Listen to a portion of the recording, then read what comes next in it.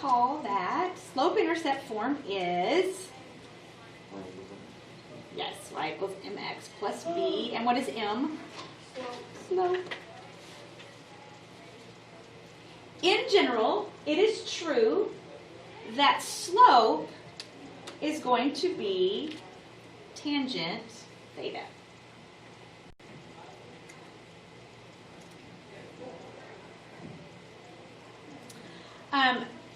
Note, the trig function values that we found in examples 1 through 3 are all what we call exact values.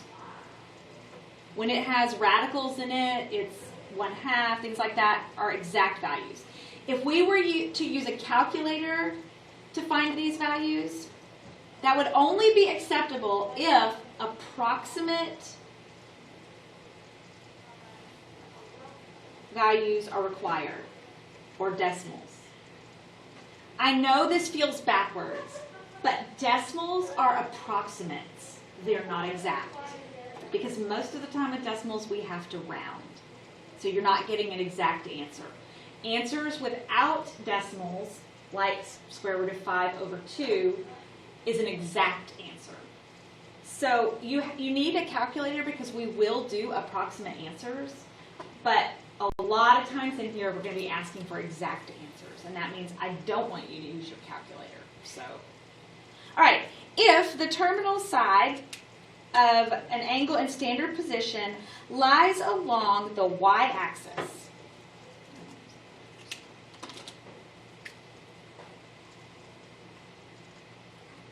so meaning my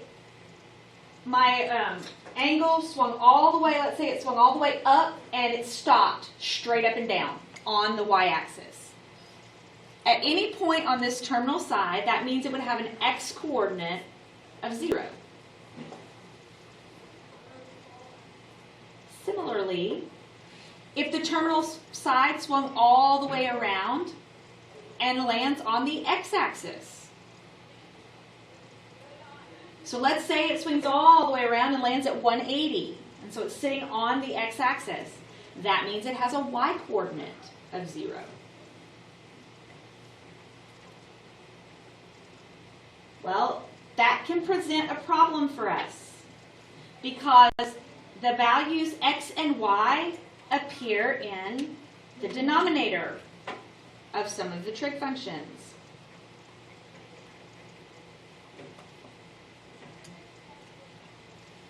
And what happens to a fraction if 0 is in the denominator? Undefined. It is undefined. And since a fraction is undefined, if its denominator is 0, some of the trig function values are undefined.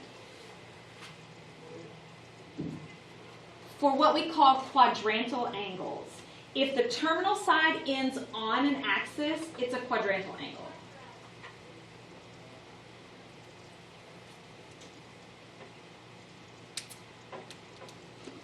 Because any point on the terminal side can be used, it is convenient for us to choose the point 1 unit away from the origin.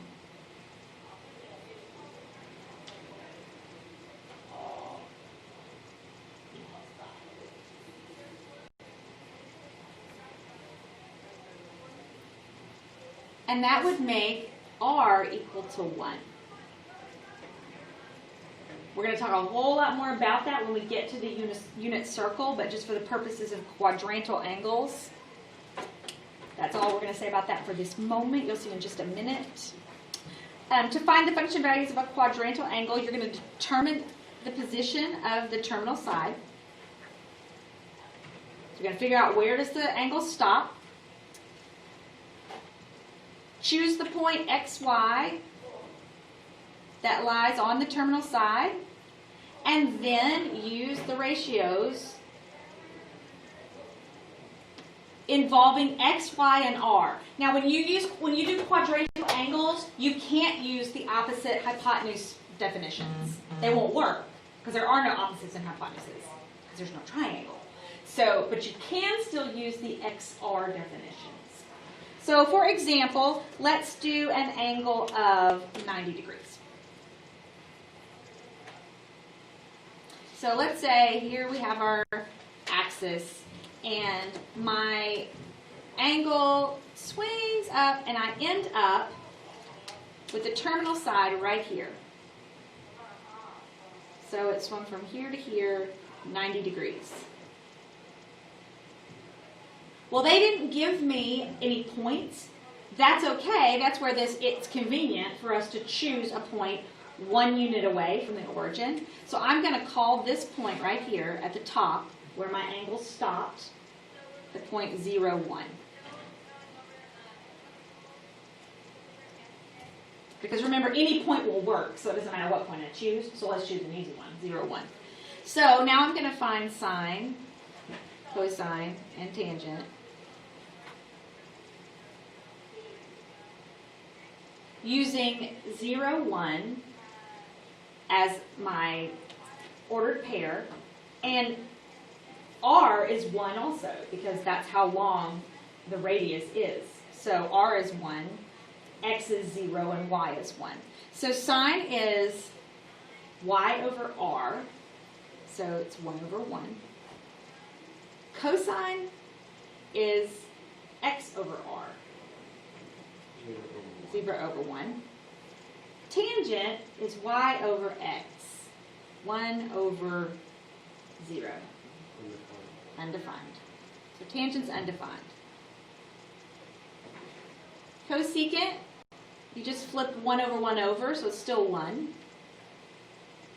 Secant, flip it over, and now it's 1 over 0, which is undefined. Cotangent, I can flip over 1 over 0 and make it 0 over 1, and it's no longer undefined. It's just 0. Does that mean cosine is also 0? Yeah, cosine is 0. 0 over 1. You can do that. 0 divided by 1 is 0. You can divide 0 things into one group. It makes 0 groups. An angle, so we're going to do the same thing. This time we have an angle theta in standard position with terminal side through the point -3, 0. So same thing, it's only this time they gave me an actual point. So if it terminates at -3, 0, that means it terminates right here.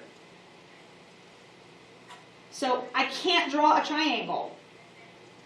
That's okay. You just use x and y. And how long is r in this case?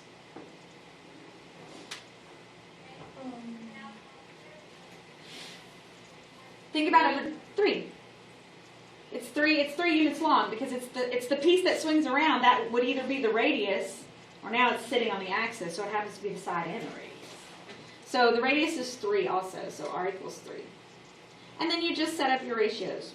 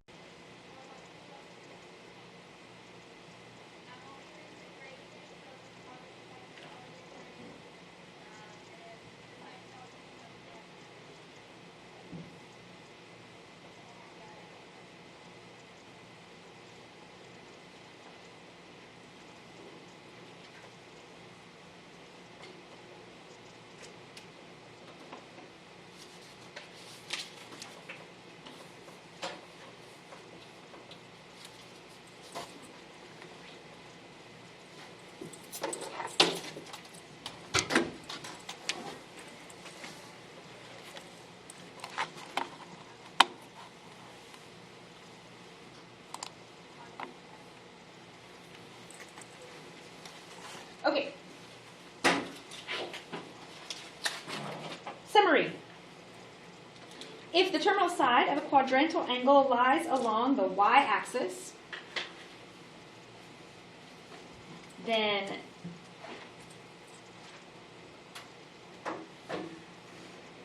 Tangent and secant are undefined.